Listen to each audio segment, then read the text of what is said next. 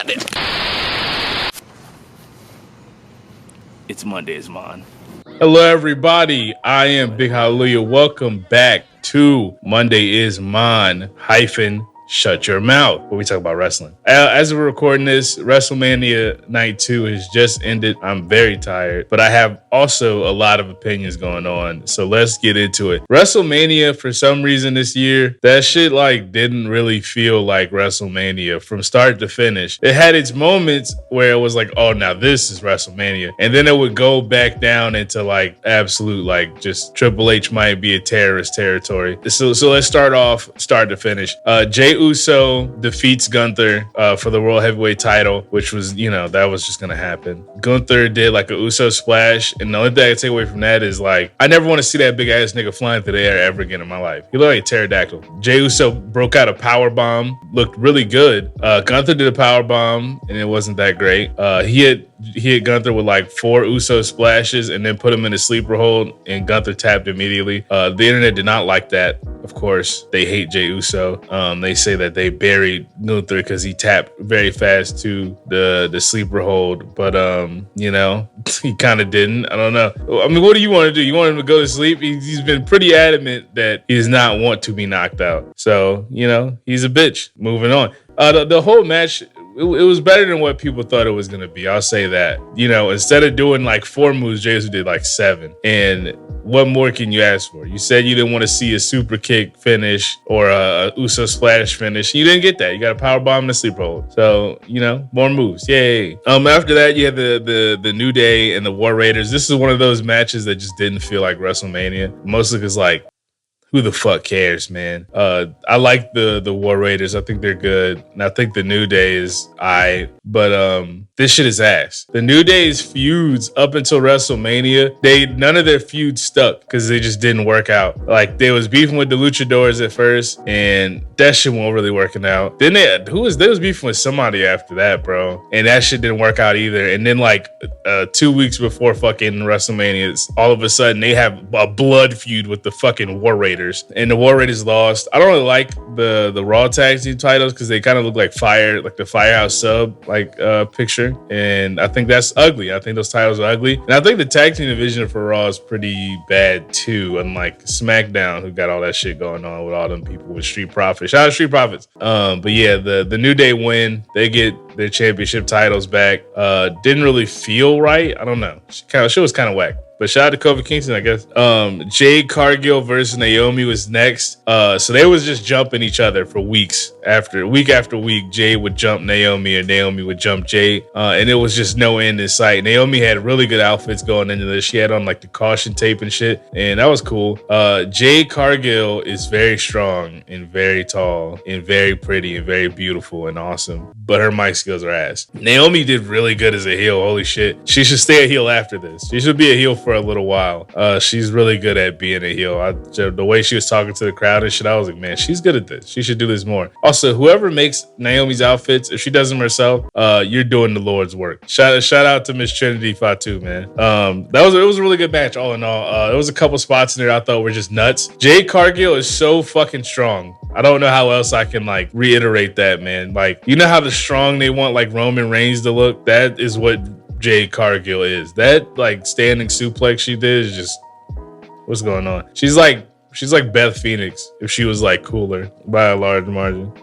Jacob Fatu. This was one of those matches that felt like WrestleMania. Jacob Fatu versus LA Knight. LA Knight pulled up in a motherfucking Maserati. He put up in a GD car. And that was just crazy. Got out, walked down to the jump. The car didn't incorporate anything else other than him pulling up in a car. That stopped bringing me to one of my annoying points for WrestleMania this year. Dude, the entrances were ass. Some people dead ass just walked out to their music. Where's the showmanship? Remember back in the day, niggas used to ride zip lines to the ring and shit. Now it's the music come up, this nigga pop out and then walk down to the ring. It's bro, this shit whack. But yeah, Jacob Fatu beats LA Knight for the United States Championship. This nigga in 1 year, they was yeah, we gotta put a belt on this nigga, man. He's gotta be a top 3 fat nigga to ever live on the planet Earth. The moonsaults this nigga hits, the shit that you shouldn't be, just should be able to move like that in the air. Very cool. He's number 1 on the power rankings of soon to say nigga on national television. It's him. Javon Evans is like behind him somewhere. And then probably Ludwig Kaiser is like number 3. On some racist shit.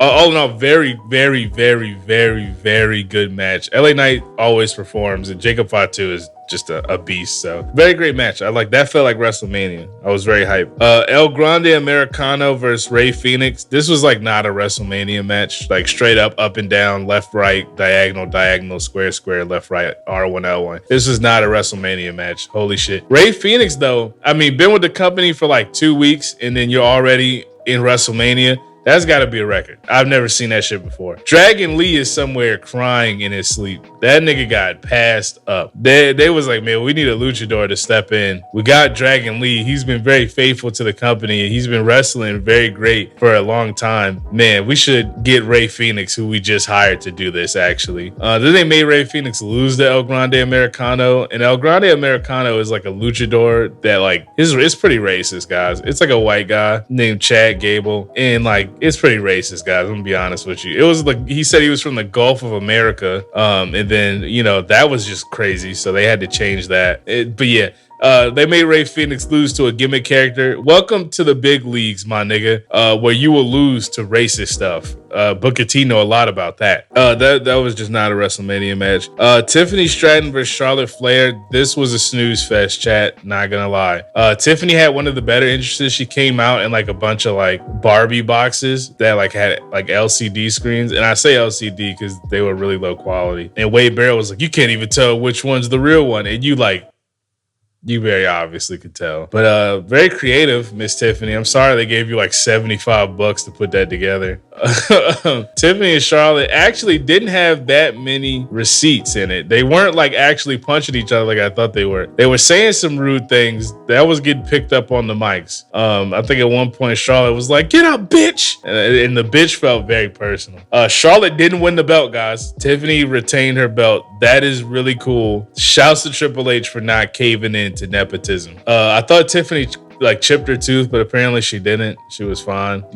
Just another Tiffany Stratton match. It wasn't that great, guys. This was like a snooze fest, but I don't know if that's Charlotte's fault or Tiffany's fault. And then you had the main event with Seth Rollins, Roman Reigns, and CM Punk in a triple threat match. And this was a really good match. This was WrestleMania at its peak. The entrances were cool. This nigga, CM Punk, walked out with a band of niggas that looked like they came straight from Louisiana. It was cool. Seth Rollins walked out with a flamethrower. That is a war crime.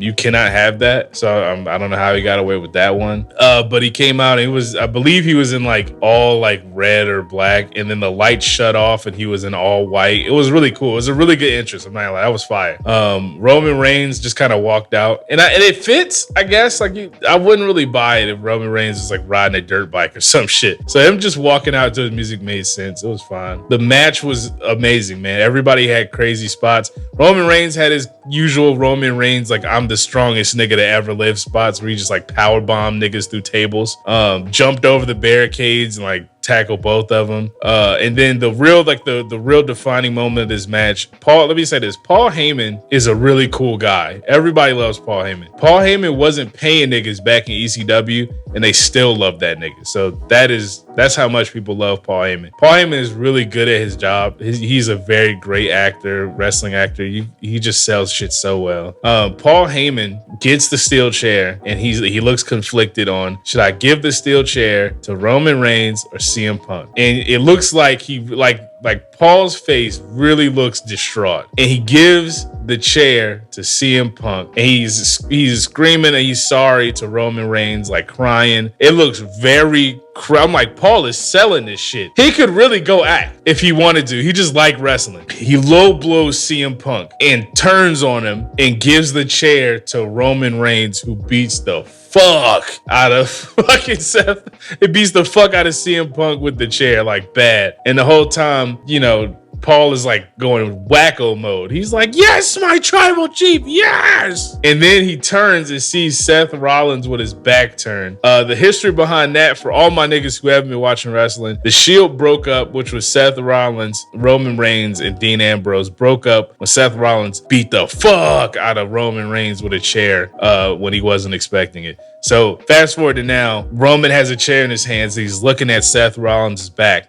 And he can hit Seth with this chair if he really wants to, which he does, because he's tried to hit Seth with the chair several times after the betrayal, and each time he doesn't get to go through with it. And in fact, some would say he even has lost his title to Cody Rhodes because he wanted to hit Seth Rollins with a chair. So now he has a chance. I'm going to hit Seth with this chair.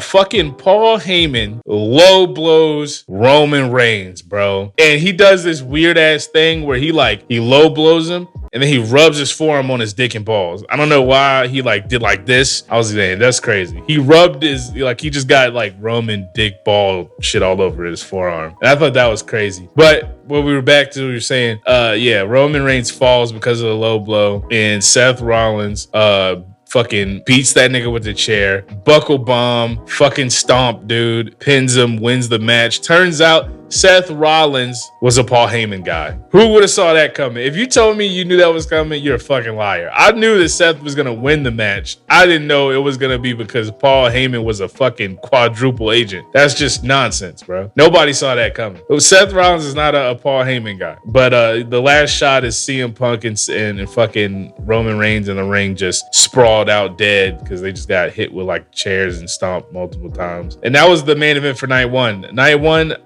3 out of 5. Wasn't bad. That main event is really the reason it's getting that 3, man. I'm gonna be honest with you, because everything else is kind of ass except for the Jey Uso match. If you want to give it a 4, that's fine. Night 2 is even worse, guys. I'm not gonna lie to you. Night 2 was just a bunch of stinky shit. The triple threat match with Bianca Belair, Rhea Ripley, Io Sky happened. That is a banger match.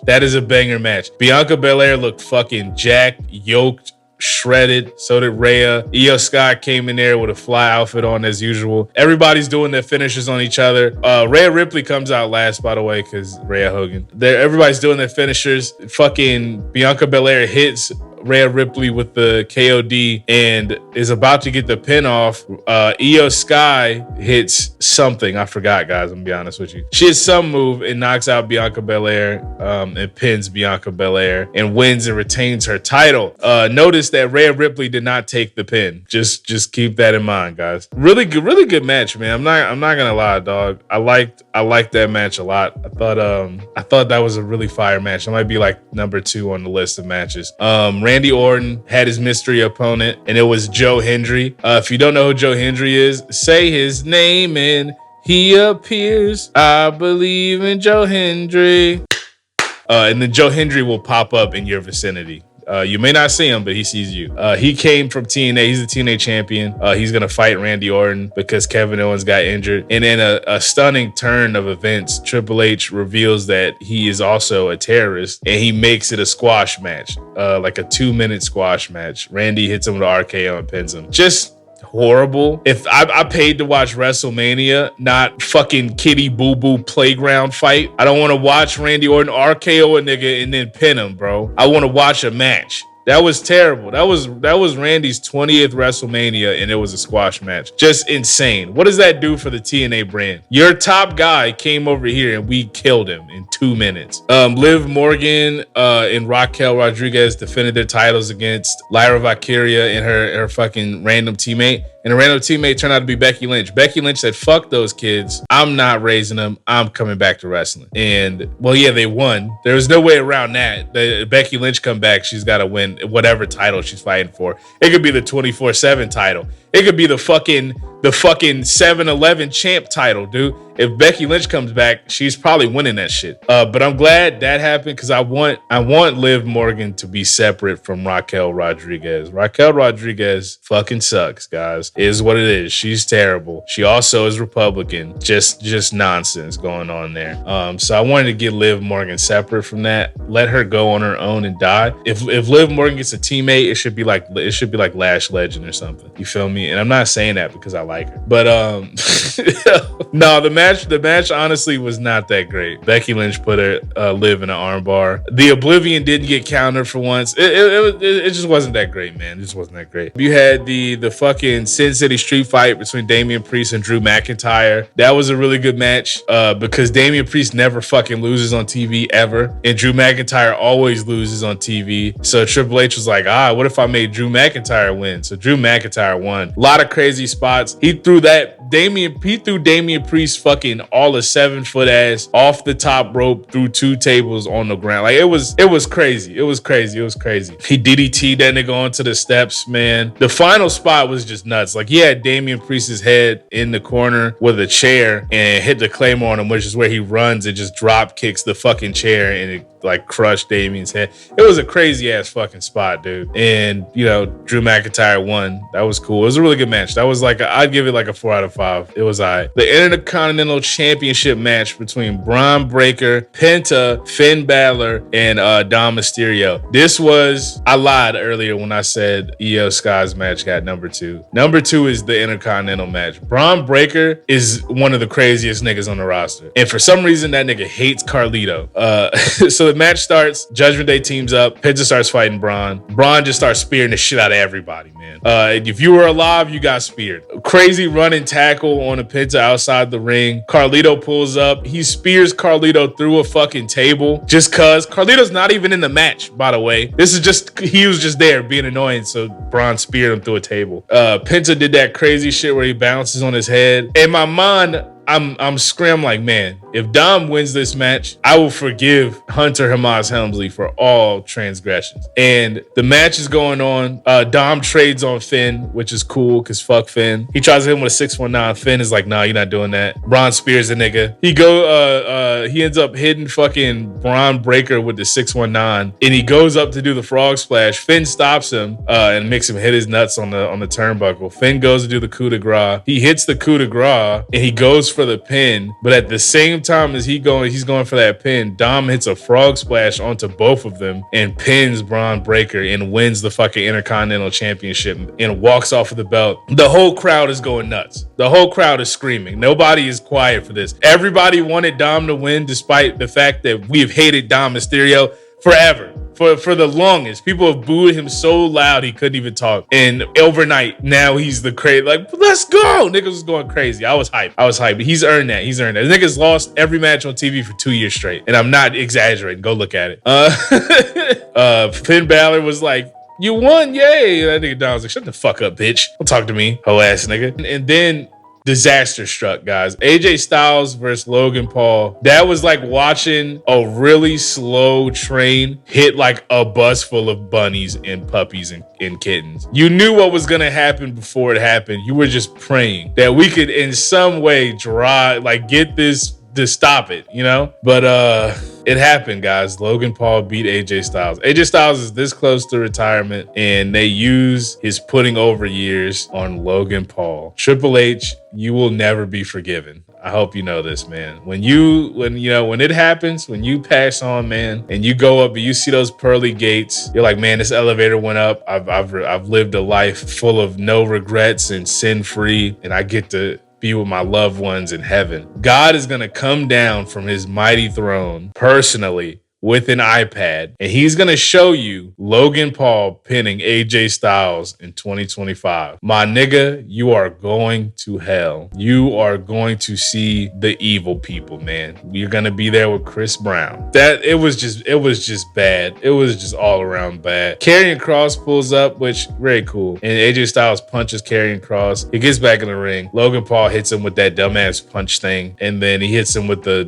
Paulinator or whatever the fuck he calls his dumbass fucking stupid fucking move, man. And then he pins him and he wins, and his trash ass fucking music plays, and he goes and he's happy. By the way, the commentators with wrestling, you always have, maybe if it's usually 2 commentators, you have a positive commentator and a negative commentator. One likes one wrestler, one doesn't, so forth. They were all riding Logan Paul's dick, bro. It was unbearable. I had to mute. Every time he did anything, Logan Paul, what a great competitor. It was like watching fucking Pat Mahomes. Like watching NFL all over again. I don't want to see that, man. I had to turn it off. Wade Barrett is one of the worst commentators of all time. That nigga was just saying horny shit. Pat McAfee is like, if Pat McAfee didn't know how to be like hype, he would be also one of the worst commentators ever. Michael Cole is just there. Solid guy, not really doing anything. You don't look for Michael Cole to be exciting. You look for him to just tell you like facts or something. I don't know. Yeah, that was just really bad. And the match wasn't that great either. And how do you have a bad match with AJ Styles? That nigga like be flipping off shit. And then we get down to the main event between Cody Rhodes and John Cena. John Cena has been full heel. He's a dickhead now. He does not like anything that's going on in wrestling. So much so that his entrance was just him walking out to like no lights. It was just said John Cena and he walked out. Very, very good attention to detail.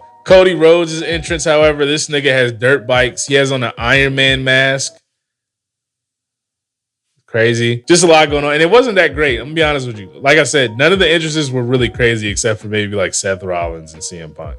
This match fucking sucked, guys. And at first, when I first finished it, which was like maybe like an hour ago, I was like, man, that was like mid. As I think about it, that match fucking sucked.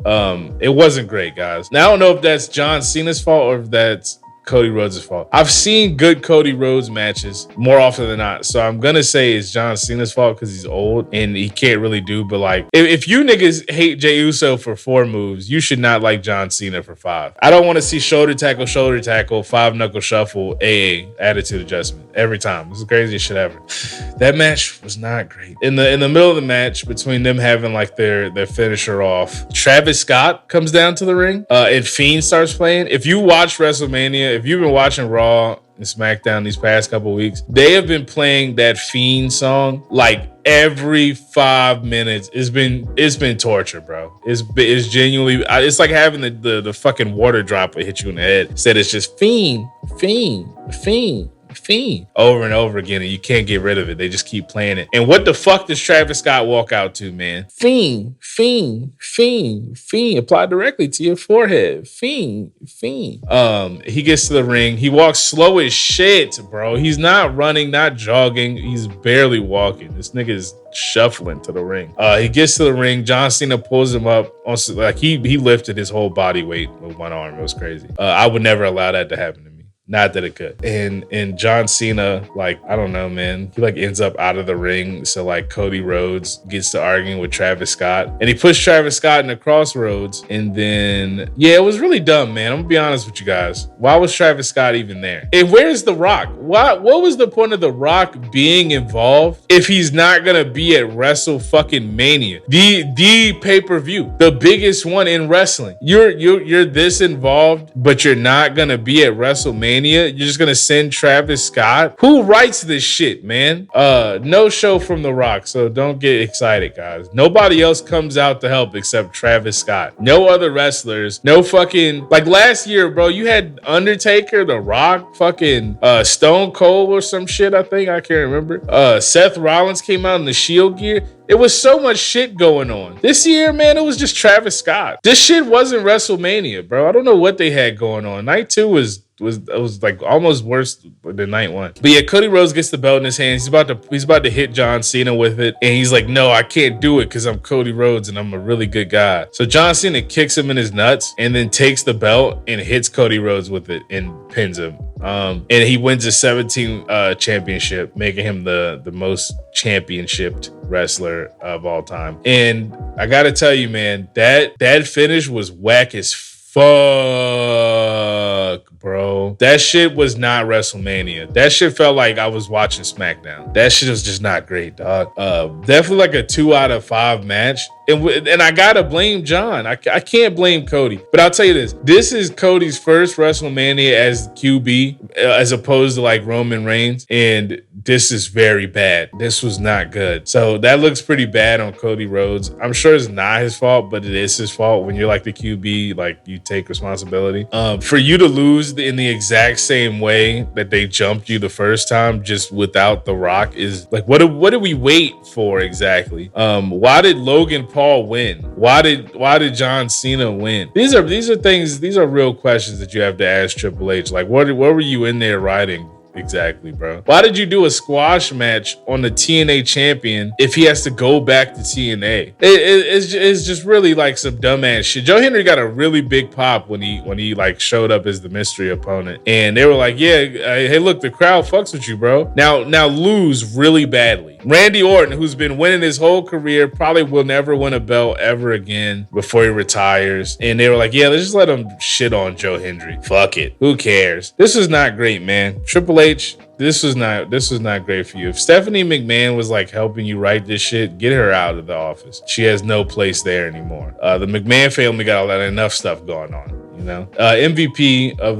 WrestleMania. If I got to give it to somebody, it's gonna be out of that fatal 4-way with Dom and Braun and Finn and Penta. It's definitely not Cody Rhodes and John Cena, man. If I gotta give it to, I give it to Dom, man. Shout out to Dom, bro. That was cool. That was a really cool title change because everybody else thought it was going to Penta because Penta was like going crazy, and why not give him the belt? But going to Dom, that's some real shit, Triple H. Too bad everywhere else you just poopied, man.